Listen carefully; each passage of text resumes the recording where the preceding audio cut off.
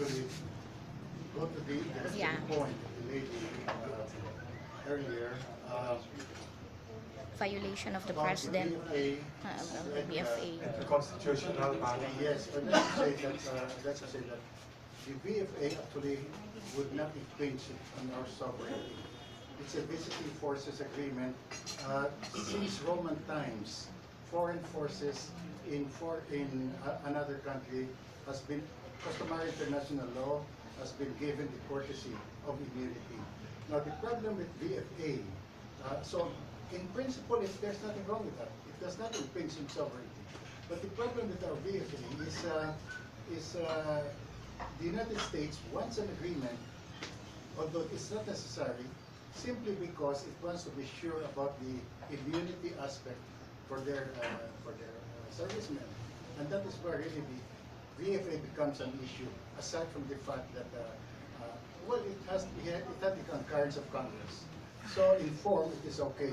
The problem is the EDGA, because the EDGA is executive order that was supposed to amend. Well, they say it's an implementation of the Mutual Defense Treaty, but if you compare the contents of the Mutual Defense Treaty and the EDGA, it is totally incompatible. Beyond that, the MDT is already lapsed. I have been saying that all the time, not because it is my opinion, but you examine the terms of the MDT at paragraph 4 there, at the preamble, it says that the MDT will last only until after a regional arrangement has been formalized for collective defense.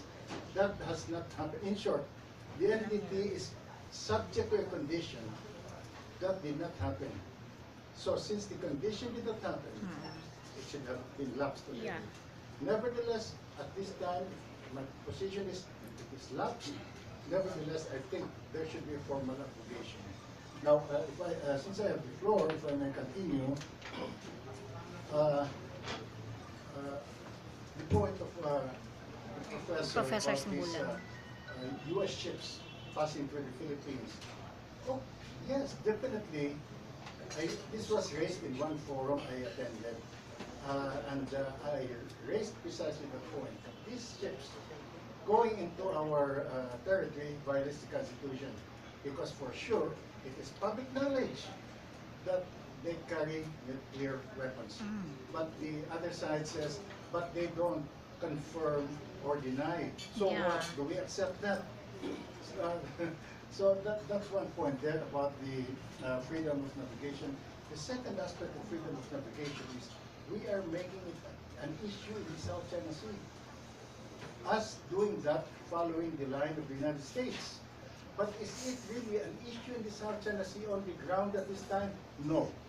In fact, the United States sent an aircraft carrier and 2 vessels within 12 nautical miles of the installations of China, which is very provocative. But the China bothered it? No. That means it was doing freedom of navigation with no disturbance from China.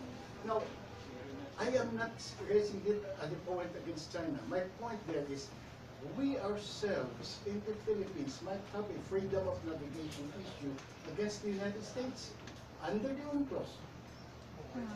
Right now, they're going in and out anywhere in the Philippines for transit, maybe. They are allowed to do that. But let me tell you this, in my discussion with the U.S. Department of State before, they did it because I raised this point about their entry and exit of the Philippines anywhere in any part of the, I said that is in violation of our Constitution. They said no, they have the right to do it, freedom of navigation, anytime, anywhere they want. In principle, that's true under UNCLOS, but there are constraints, okay? But at the same time, they admitted they will not take the risk of sending so many vessels into our waters because they will be stripping docks. Now, let me ask you this question. That demonstration of 2 aircraft carriers of the Philippine Sea that recently happened, they cannot, why did they do it there? Why not in the South China Sea? They cannot do it because they'll be sitting ducks. That's a, that's an operational issue. But more than that, if you ask me, why do it there? If that was aimed at China, Let them do it in the Taiwan Straits and but they are doing it there because it is a message for the Duterte administration, not for China, that we are here and we will be here. Thank you.